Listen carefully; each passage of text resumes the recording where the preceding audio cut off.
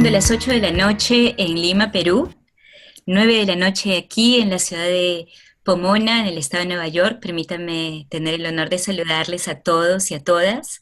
Mi nombre es Nina Balmaceda y sirvo como presidente de la organización Paz y Esperanza Internacional, en coordinación con el Instituto Paz y Esperanza desde Lima, Perú. Tenemos el agrado y el lujo de poder compartir esta conferencia virtual, La maldición de la corrupción, retos urgentes para las iglesias, con el doctor Roberto Laver. Permítanme brevemente presentarles a Roberto. Él es abogado, académico y consultor internacional, con una larga y diversa trayectoria en el campo del desarrollo internacional, el derecho internacional y el trabajo misionero a nivel mundial. Él ha sido abogado senior del Banco Mundial, es exdirector ejecutivo del Foro Internacional de Entidades Bíblicas, profesor adjunto de la Facultad Fletcher de Derecho y Diplomacia y del Centro de Ética Edmund J. Safra de la Universidad de Harvard. Roberto, además de ser un gran amigo de Paz y Esperanza, es también el director de Fides, una nueva organización cristiana dedicada a la lucha contra la corrupción y apoyar a las iglesias en esta tarea tan importante y tan urgente. Bienvenido, Roberto, a una cosa más. Por favor, no lo tomen a mal, pero Roberto es argentino. Así que estamos muy, muy felices de tenerte con nosotros, Roberto. Bienvenido. Yo voy a estar en mudo, pero a las órdenes vía chat. Y por favor, sus preguntas, si las pudieran anotar en la sección Q&A. Adelante, Roberto. Perfecto. Bueno, buenas noches a todos. Muchas gracias, Nina, por esta amable introducción. Creo que mi madre estaría muy orgullosa de esta introducción que has hecho. Y quiero agradecer esta invitación por parte del Instituto Paz y Esperanza para compartir algunas ideas y experiencias de este tema que nos ocupa y que es tan importante. Mi plan es hablar por unos 35 40 minutos y después entiendo que habría unos 15 a 20 minutos de tiempo para preguntas. El título de la conferencia es La maldición de la corrupción, retos urgentes para las iglesias. No tengo ninguna duda de que los peruanos, especialmente en estos días, están sintiendo y padeciendo esta maldición que parece repetirse sin cesar como que estuviéramos en un círculo vicioso. Pero nos ofrece esto una oportunidad de reflejar sobre esta temática y qué lecciones podemos aprender como creyentes.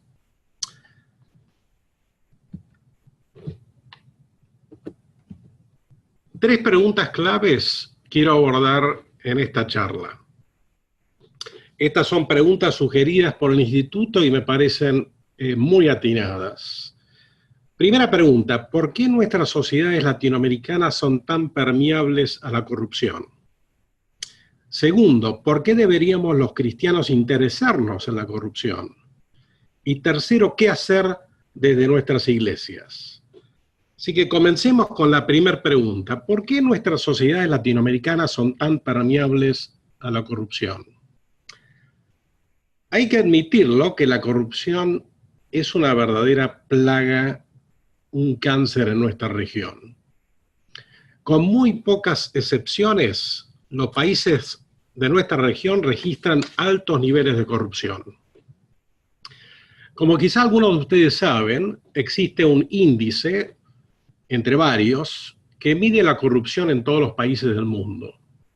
Hay una organización que se llama Transparencia Internacional, que es la ONG más grande del mundo en la lucha contra la corrupción, y publica anualmente un índice de corrupción en donde rankea a todos los países prácticamente en una escala de 0 al 100.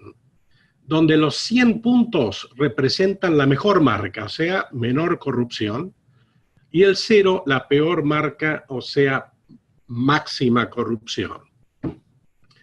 Aquí vemos los 10 países menos corruptos.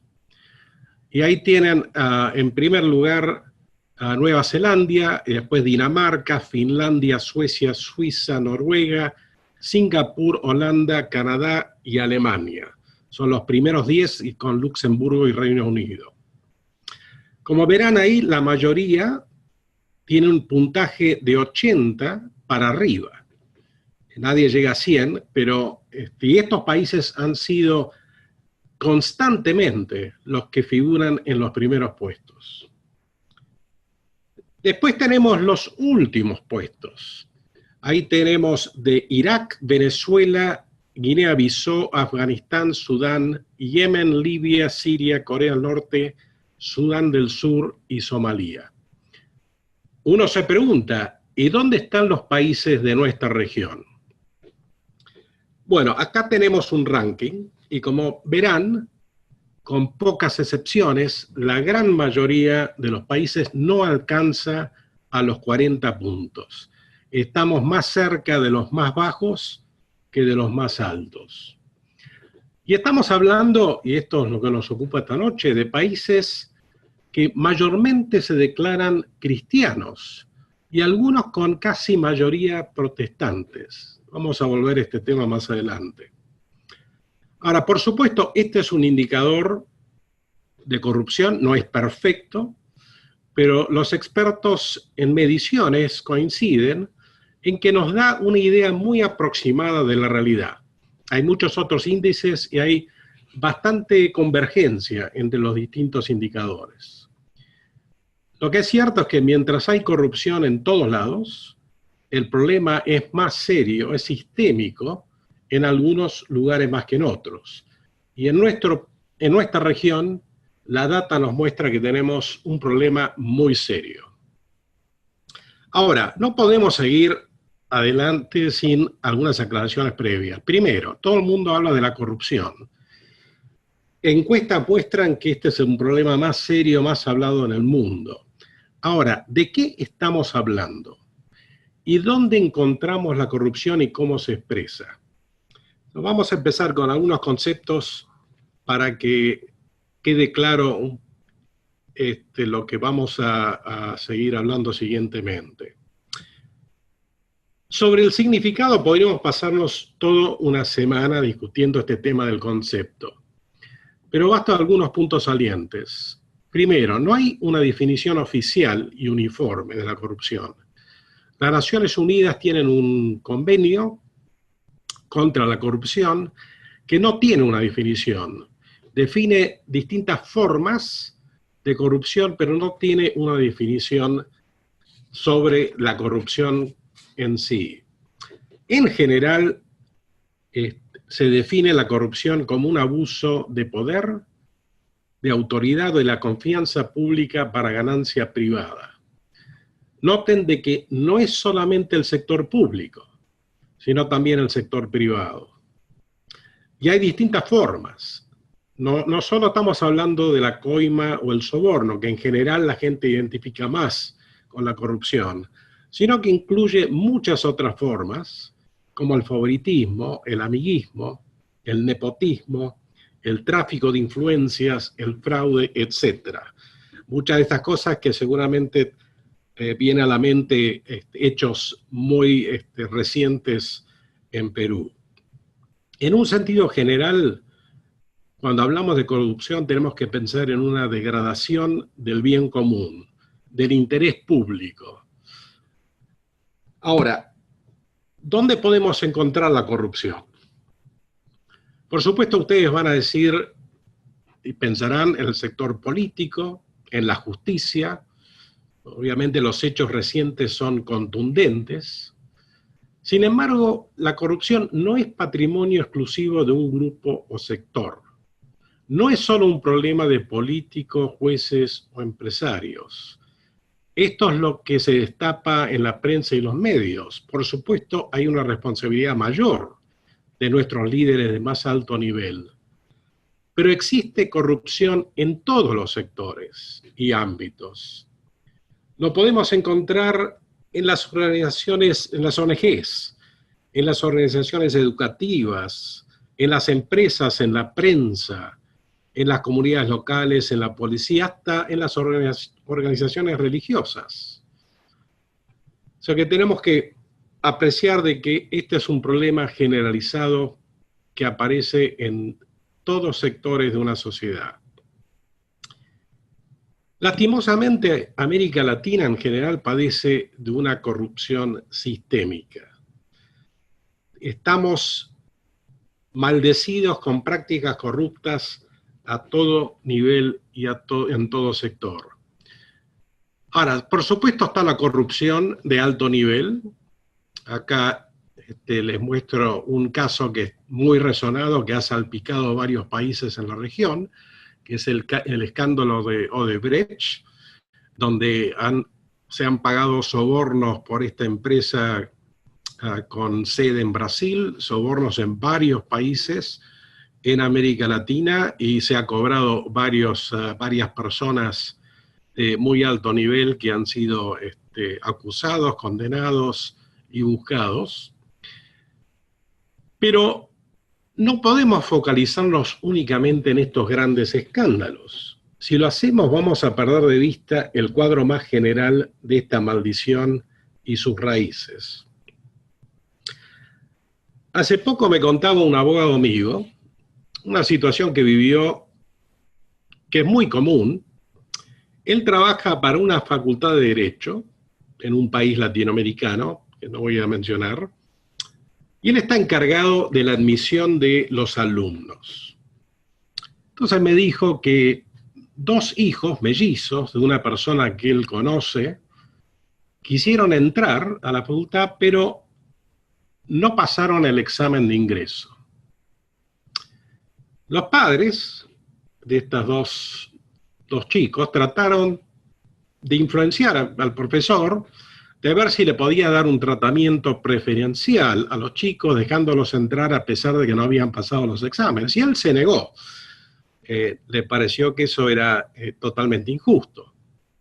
Y después me dice, Roberto, mira, al volver de un viaje, me encontré con que estos 2 mellizos estaban cursando en la facultad.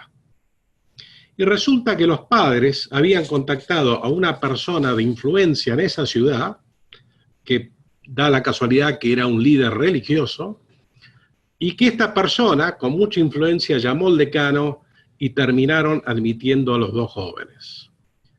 Ahora, este tipo de prácticas son costumbre, son norma social, es un poco la llamada viveza criolla.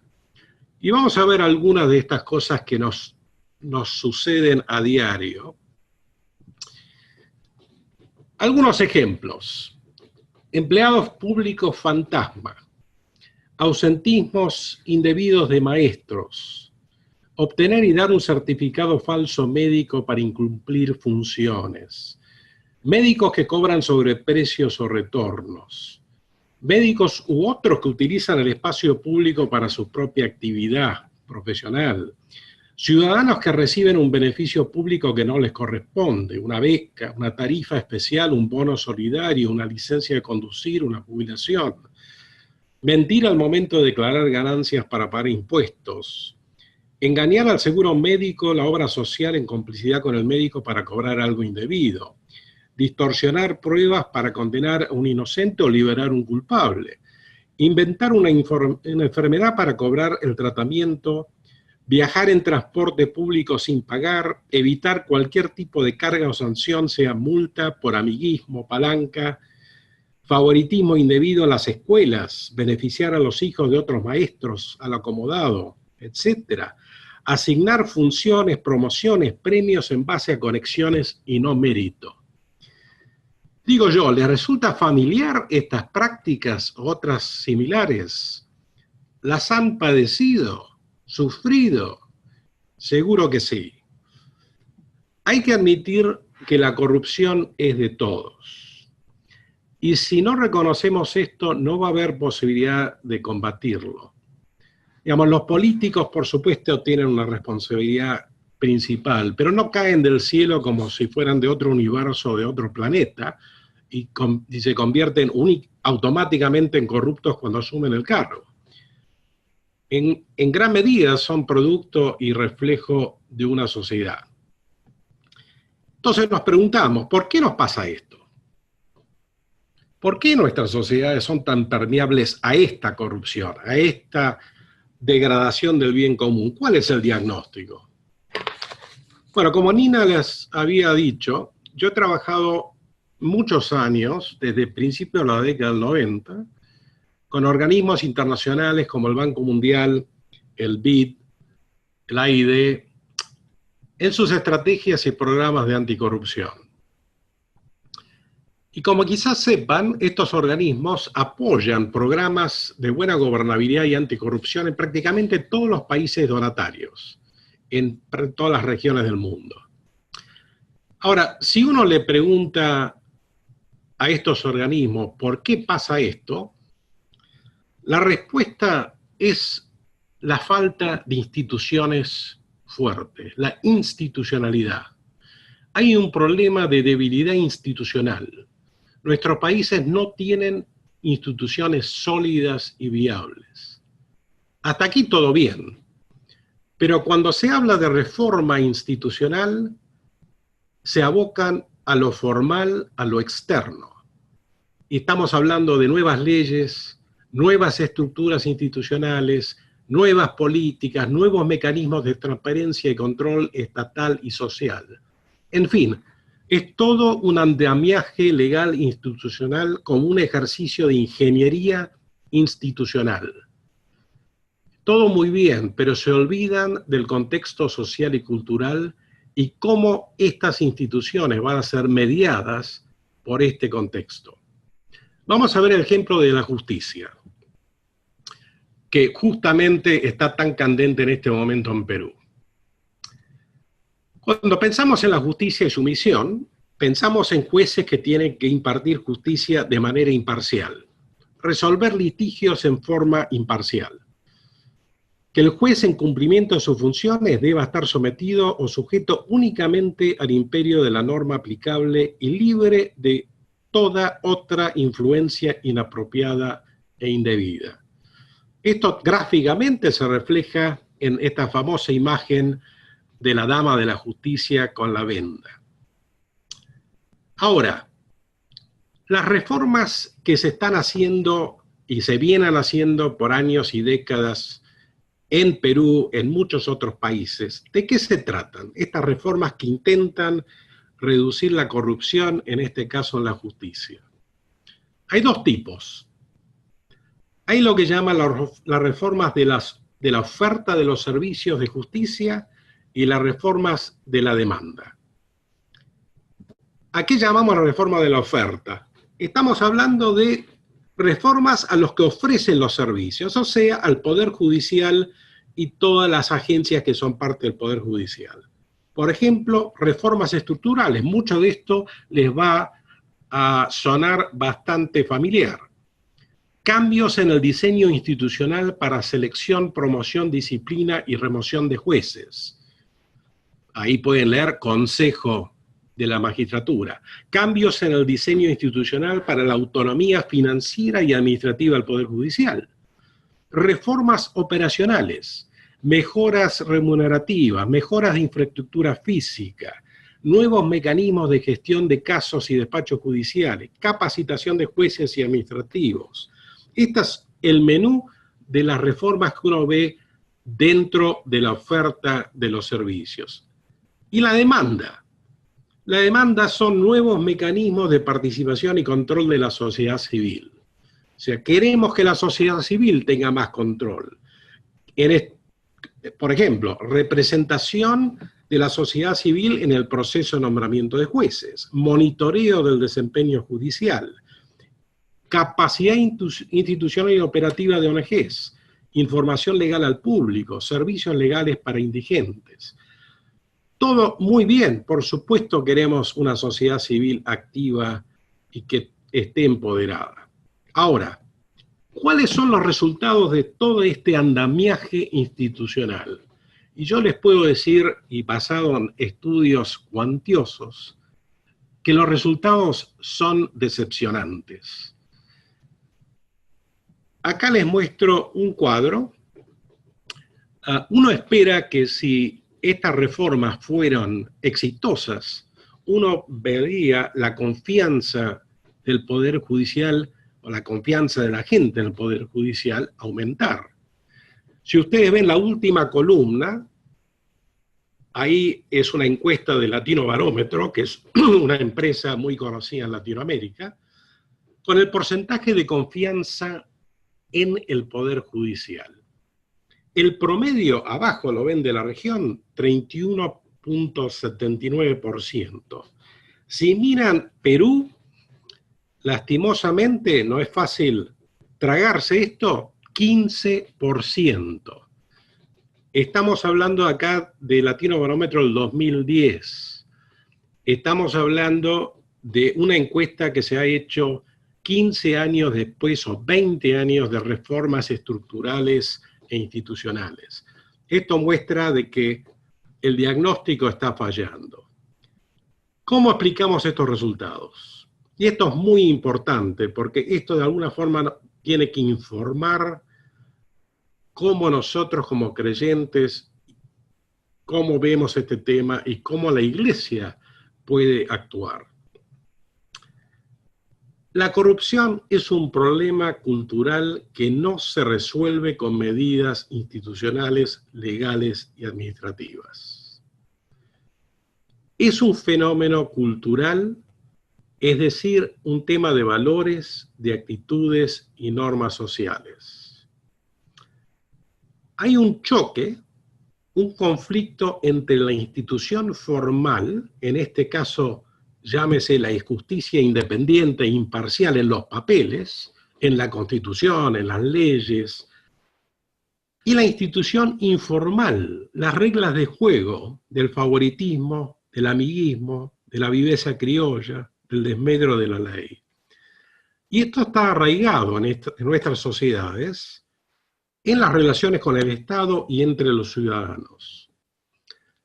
Y esto es muy importante, que esto no es solamente una cuestión de codicia personal. Si pensamos que la corrupción simplemente se basa en una decisión personal de codicia, estamos a mitad de camino o mucho menos. Esto es producto de un sistema cultural de valores y normas que tienen sus presiones y sus expectativas. Y en distintas sociedades opera de distinto modo. Por eso es tan complejo y uno tiene que evitar facilismos, porque hay presiones y expectativas que se viven especialmente en nuestros contextos latinoamericanos. Y aquí es donde fallan las reformas de anticorrupción. Las reformas que se vienen haciendo se centran o focalizan en lo externo, en lo formal, las leyes, las agencias, los nuevos sistemas de elección de jueces, capacidad técnica, medios digitales, mecanismos de monitoreo, todo muy bien, todo lo que uno llamaría el hardware, pero falta el software. Y el hardware sin el software no es efectivo. En definitiva, si queremos institucionalidad, queremos buenas instituciones, tenemos que focalizarnos en la cultura, que es la base de las instituciones. Como dice un experto de Camerún, la cultura es la madre, las instituciones son los hijos. Transparencia Internacional, que mencioné, también lo simboliza esto de otra forma. Ellos muestran la integridad de un país como un templo griego, donde ustedes ven los pilares, el medio. Los pilares representan las distintas instituciones de la sociedad civil, los medios, la rama judicial, el ejecutivo, el legislativo, el ministerio público, etcétera, etcétera. ¿Qué es lo que está abajo? ¿Qué está como los cimientos de esas instituciones? Los valores y la conciencia pública. Esta institución informal de la corrupción la vemos reflejada en frases de políticos y autores. Recojo algunas frases que a algunas les va a parecer familiar. Un expresidente del Perú, Oscar Benavides: a mis amigos todo, a mis enemigos la ley. un expresidente de Ecuador, Osvaldo Hurtado. El personalismo, la palanca y el compadrazgo son factores fundamentales que permiten navegar exitosamente en un sistema que premia el estatus social y las conexiones. El autor Jorge Luis Borges, hablando en este caso de Argentina, el Estado es una inconcebible abstracción. El Estado es impersonal, el argentino solo concibe una relación personal. Por eso para él robar dineros públicos no es un crimen. Compruebo un hecho, no lo justifico o excuso. Y por último, hablando de la justicia, el Martín Fierro. Hacete amigo del juez, no le dé de qué quejarse, que es siempre bueno tener palenque de ande rascarse. Esta es la sabiduría popular, pero no me quedo acá. Esta institución informal de la corrupción está demostrada en varios estudios empíricos. No tenemos tiempo para analizar todos, pero quiero mencionar 3 que se han hecho en Latinoamérica. Y escuchen algunas de las conclusiones de estos estudios sociológicos y estudios antropológicos que se han hecho. El estudio SALPA, hecho en México, concluye que el intercambio de favores es una costumbre arraigada en la sociedad mexicana, por lo que incluye prácticas que la población o parte de ella no considera como corrupción. La obtención de favores se puede conseguir mediante 2 vías, el soborno o las palancas. Según las encuestas, la mayoría de los mexicanos prefiere tener palancas que tener dinero, lo que valida el dicho que tiene amigos no es pobre. La mayoría de los encuestados cree que quien ocupa un cargo público o privado tiene obligación de ayudar a sus parientes y amigos, aunque para hacerlo tenga que violar normas. Este sistema de favoritismo es sostenido por variables culturales de lealtad, confianza y amistad, por lo que es socialmente validado y legitimado. La mayoría de la gente común y muchos de los funcionarios no ven en estas conductas algo ilícito, inmoral ni corrupto. Por el contrario, aquel que no respeta esta costumbre es sancionado por su grupo social, etiquetándolo como mal amigo, mal paisano o de plano como una mala persona. El segundo estudio. En el contexto de ese estudio, otro país latinoamericano, se dice que es explicable que una persona utilice sus influencias o su puesto para ayudar a familiares y amigos a conseguir trabajo, evitar un trámite, evadir una multa o conseguir un contrato sin sentirse culpable por ello. Porque existen en su grupo familiar, social o cultural obligaciones que orientan su actuar que relega a segundo plano las obligaciones administrativas o legales.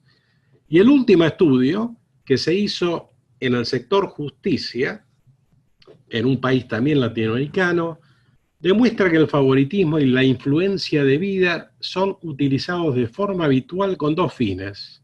Como ventaja para obtener cargos y puestos, escuchen, y para incidir en el procedimiento y la resolución de un litigio determinado.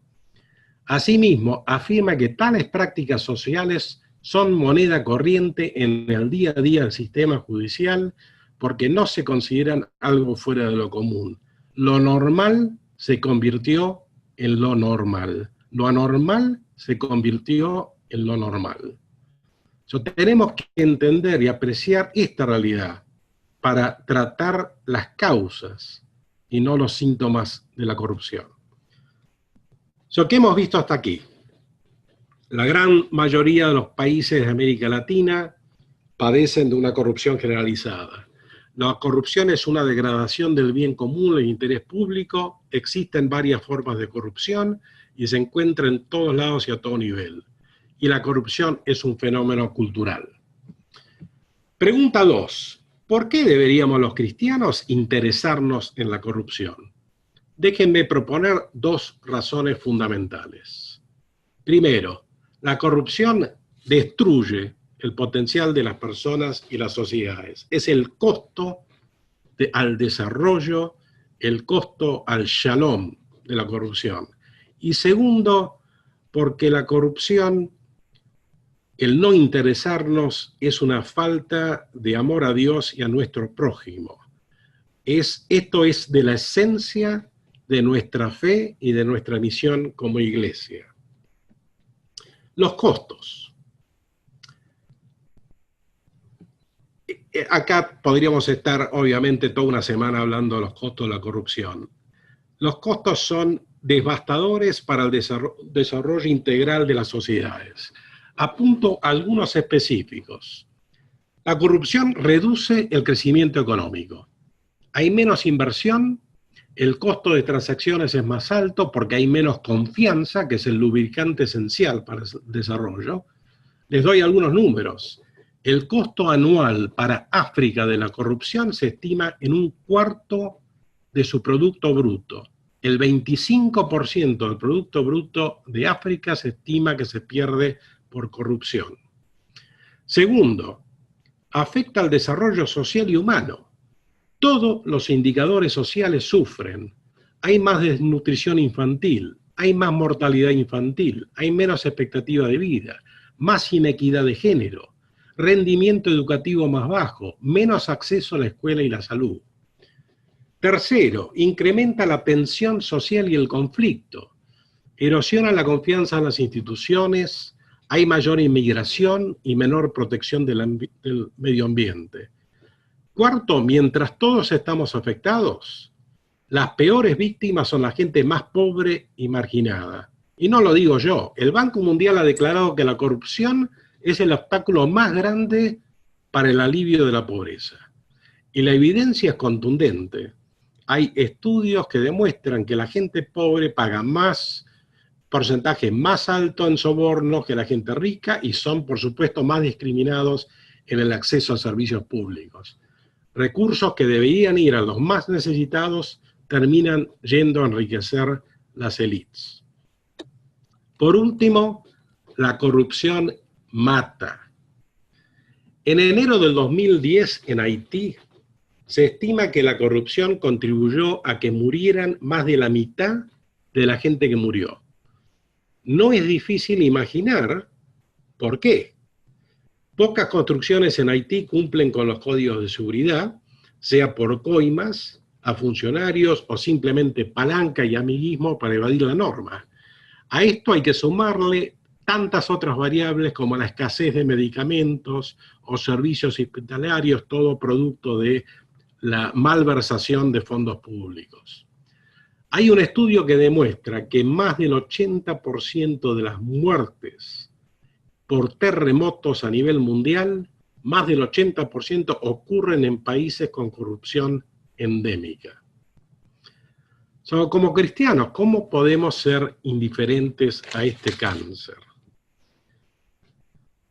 Hace a la esencia de nuestra fe y identidad como creyentes. La integridad pública y la justicia son parte del mandato bíblico y la misión integral de la Iglesia. Jesús nos dijo que el mandamiento más importante, ama al Señor tu Dios con todo tu corazón, con todo tu ser y con toda tu mente. Y el segundo, se parece a este, dijo, ama a tu prójimo como a ti mismo. Si amamos a Dios, debemos amar la justicia porque Dios es justicia y la corrupción, la falta de integridad, es injusticia. No hay forma de leer las Escrituras y no descubrir cómo la integridad pública, la justicia y la ausencia de opresión son cuestiones centrales al designio divino para el bien común del ser humano y las sociedades. Nuestro Dios es un Dios de justicia. La integridad, imparcialidad y justicia son temas que permean las Escrituras. Hay muchísimos textos bíblicos, pero les dejo uno que se relaciona con todo lo que venimos hablando. Deuteronomio 10:17. Porque el Señor tu Dios es Dios de dioses y Señor de señores, que no actúa con parcialidad, o sea que no tiene favoritismos ni acepta sobornos. Y si amamos a nuestro prójimo, no podemos ser indiferentes. Cometer corrupción es no amar al prójimo, porque implica un robo, una injusticia. El robo puede ser material, pero puede ser de las oportunidades, de derechos, de la realización como seres humanos. Y si no somos íntegros e imparciales en nuestras relaciones con otros, los prójimos, no los estamos amando. ¿Y cómo ser indiferentes a las víctimas de la corrupción? ¿Cómo no responder a la injusticia y corrupción de un juez dispuesto a absolver a alguien que cometió un crimen feroz? ¿Dónde se encuentran las voces como creyentes? Tercera y última pregunta. ¿Qué hacer desde nuestras iglesias? La comunidad internacional le viene dando importancia central a este flagelo de la corrupción. Esto está expresado en lo que algunos llaman todo un movimiento global contra la corrupción, que incluye acciones a nivel de Estado, sector empresario, sociedad civil y el mundo académico. Sin embargo, la Iglesia no ha tenido una presencia y participación tan activa en este movimiento. No ha sido tema prominente entre los creyentes, como otros temas lo han sido en otras épocas, como la esclavitud, el tráfico de sexo, e incluso el aborto. Yo creo que es la hora del cambio. Propongo dos áreas para qué hacer, desde el punto de vista de las iglesias, íntimamente relacionadas entre sí. La primera involucra el rol de la iglesia que está en el mundo. Una iglesia no aislada, indiferente a los problemas sociales que la afectan. La iglesia debe ser una voz profética en la sociedad que exige justicia y buena gobernabilidad. Acá se trata de demandar integridad. La segunda área se refiere a la iglesia que no es del mundo. Es decir, una iglesia que demuestra valores y conductas ejemplares en la ética y la moralidad pública de los creyentes. Solo una iglesia transformada es probable que sea un agente de transformación. Aquí hablamos de demostrar integridad. Comencemos con la primera área, la iglesia que está en el mundo. El profeta Miqueas en el Antiguo Testamento nos ofrece un modelo excelente de líder religioso que expuso y denunció la corrupción en su contexto y en su época. Miqueas entendía claramente los efectos devastadores de la corrupción en la sociedad, especialmente entre los más pobres. Escuchemos a Miqueas hablar. Los líderes políticos y los jueces detestan la justicia y distorsionan lo bueno. Hacen todo por coima y se apoyan en Dios diciendo, ¿no está Dios entre nosotros? No nos va a pasar nada malo. Los ricos acumulan su riqueza mediante fraude y trampas. Los comerciantes usan balanzas alteradas y pesas falsas. Los ricos de esta ciudad son todos opresores, mentirosos y engañadores de todos sus habitantes. Ya no quedan personas rectas. Los unos a los otros se ponen trampas. Son maestros en hacer lo malo. El funcionario exige dinero y se soborna al juez. Los líderes importantes hacen las leyes a su conveniencia y todas ellas se cumplen. No creas en la palabra de tu prójimo ni confíes en ningún amigo. Lo que vio Miqueas es lo que vemos en nuestra sociedad. Parece mi país. Yo leo esto y es mi país. Miqueas vivió una época en que el poder y la riqueza estaban altamente concentrados. Los líderes abusaban de sus cargos y autoridad para provecho personal en detrimento de la comunidad. Ahora, la corrupción no era solamente un problema con la élite religiosa y política. Las prácticas fraudulentas estaban presentes en el sector privado. De hecho, el profeta condena la riqueza adquirida mediante prácticas comerciales deshonestas. Pero el engaño, el fraude y la deshonestidad estaban tan arraigados que era imposible confiar en nadie.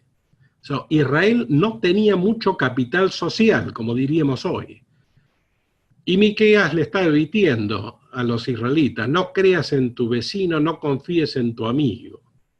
Este es el nivel de desconfianza social que vemos y vivimos en nuestras sociedades a este día. Ahora, la pregunta es, ¿cómo reaccionó Miqueas ante esta realidad? ¿Se quedó callado? No. ¿Fue indiferente? No. Él se preocupó por la decadencia moral de su nación.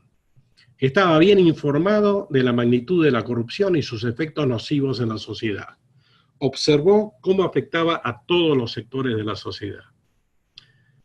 Estos ejemplos como Miqueas deben inspirar a la Iglesia y sus líderes en la presencia y participación en el espacio público para exigir transparencia e integridad de los líderes de gobierno. ¿Qué métodos prácticos se pueden hacer desde la Iglesia? Algunas ideas. Por supuesto, todo esto debe contextualizarse.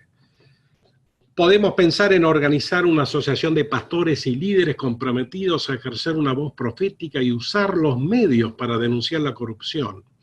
Este mismo grupo puede servir también como grupo de apoyo para individuos que están siendo victimizados. Aún se puede pensar en coaliciones entre una asociación nacional con iglesias o grupos externos. Segundo, organizar una ONG o apoyar alguna existente con el objeto de crear conciencia y demandar integridad, como es el caso, el ejemplo de la Asociación para una Sociedad Más Justa en Honduras. También coordinar con organizaciones anticorrupción que ya existen en el país. No conozco las que existen en Perú, pero puede haber algún potencial ahí. También, como lo que estamos haciendo hoy, organizar seminarios, reuniones, talleres, cursos dirigidos a distintos grupos en la sociedad. En fin, esta actitud y rol profético nos obliga a confrontar también nuestro entendimiento de la misión de la Iglesia. Como dice el presidente de Visión Mundial, podemos tener un vacío en nuestro evangelio que refleja un entendimiento parcial y limitado acerca de la misión de la Iglesia. ¿Cuánto énfasis ponemos nosotros en la Iglesia en temas de justicia y nuestra responsabilidad como ciudadanos? En realidad, raramente se encuentra lugar en nuestro discurso espiritual. Debemos rescatar las Escrituras de una lectura parcial y limitada y recobrar una lectura más integral. Y ahora, por último, la segunda área que yo considero primaria, la Iglesia que no es del mundo. Como dijimos, la Iglesia debe ser partícipe activa en demandar transparencia y rendición de cuentas. Pero para que haya buen control social, necesitamos mucho más que leyes, instituciones y mecanismos. Estos nos dan un marco, pero no van a ser efectivos sin un cambio de valores y actitudes prevalentes que legitiman o toleran la corrupción. Y aquí tenemos una asignatura pendiente como creyentes e iglesia. Nuestros países con altos niveles de corrupción son a su vez países con declaradamente mayoría de cristianos y en algunos casos con casi mayoría de protestantes y evangélicos.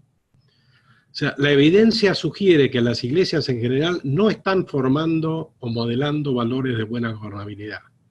Los mensajes sobre ética social son menos explícitos en las iglesias. Si bien hay enseñanzas bíblicas a montones sobre estos temas, los cristianos, los creyentes, muchas veces participamos en estas prácticas sin mayor cuestionamiento moral. Con frecuencia somos más cautivos de nuestra cultura que agentes de transformación. Tenemos que incorporar una ética de anticorrupción en nuestras comunidades de fe. Aquí tenemos dos modelos bíblicos interesantes. Si tuviéramos más tiempo podríamos entrar en más detalle. Los modelos de Samuel y Pablo. En su último discurso, Samuel, quien fuera juez, jefe militar y religioso, le pregunta a su gente: ¿con quién he sido injusto? ¿A quién le he quitado algo con engaños o a la fuerza? ¿De quién he recibido coima para cometer injusticias? ¿A quién le he robado su buey o su burro? Si algo de esto he cometido contra cualquiera de ustedes, este es el momento de decirlo. Este es el momento de acusarme. Así pagaré mis deudas. Samuel entendió lo fundamental de su integridad pública, no aceptar sobornos, no mostrar favoritismos en su testimonio y para el bien de su pueblo. Y noten que no solo rinde cuentas ante Dios, también rinde cuentas ante la gente, sus mandantes. Ustedes son mis jueces y mis testigos. Y después tenemos el apóstol Pablo, quien bajo circunstancias penosas, estando en la cárcel injustamente, se niega a ofrecer una coima al gobernador Félix. Y esto lleva a que permanezca 2 años más en la cárcel. Obviamente para Pablo este posible acto de corrupción era inconcebible y era peor que el precio que sufrió. ¿Qué métodos prácticos pueden hacerse de la iglesia? Primero, un énfasis en la prédica y la enseñanza sobre estos valores de integridad pública. Segundo, reflexionar sobre nuestras complicidades con la corrupción y el por qué merece esto una investigación profunda. Tercero, adoptar códigos de conducta, donde podamos realmente entender cuál es la voluntad del Señor aquí. Este es un momento muy crítico en Perú. Yo los desafío a aprovechar esta coyuntura para hacer un examen profundo de cómo la Iglesia puede y debería contribuir a una transformación interna y externa para tener una sociedad más justa en donde todo ser humano pueda realizar el potencial que Dios le ha dado. Muchas gracias. Muchísimas gracias a ti, Roberto, y a todos los amigos y amigas que están con nosotros participando en esta excelente conferencia del doctor Roberto Laver. Están ya escribiendo sus preguntas, les agradecemos, por favor, y les animamos a escribir sus comentarios y preguntas. Yo quería, como que les doy medio minuto para escribirlas, que por favor presten atención a este volumen que hace poco fue publicado por la editorial Regnum. Es la obra de Roberto Laver, Líbranos del mal, la corrupción y el desafío para la fe y la iglesia cristiana en América Latina. Muy pronto va a estar también disponible ya publicada por Editorial Puma en Lima, Perú. Así que estamos a las órdenes, todos los amigos y amigas de Paz y Esperanza, para poder hacerles llegar este volumen a quienes tengan interés. Yo lo he leído y sigo escuchando a Roberto y me siento aún más motivada para poder trabajar en este campo tan desafiante. Permítanme conectar 2 primeras preguntas que nos hacen Alberto Simón y Alfonso Villand. Voy a leer las preguntas y luego Roberto puede de repente agruparlas entre 2 y 3 preguntas. ¿Cómo no? Le damos la oportunidad a Roberto y luego volvemos con los demás comentarios de los participantes. Las 2 primeras preguntas son similares, o mejor dicho, responden a un mismo contexto que todos los latinoamericanos reconocemos. Alberto nos dice, pero ¿cómo demostrar integridad si los propios religiosos están en escándalos de dinero? Y Alfonso comenta y pregunta, las iglesias están como que en la otra orilla del problema. Se han centrado en una preocupación moral individualista, desconectada de la ética social. ¿Cómo hacemos para cambiar el chip, para cambiarle el chip a la iglesia, para cambiar ese software que mencionaba Roberto en su presentación? Isabel nos comenta en la misma línea, si la corrupción es un fenómeno cultural, ¿cómo podríamos, como iglesia, ser agentes transformadores de nuestra cultura? Roberto. Bueno, muy bien. Preguntas muy simples, fáciles de contestar.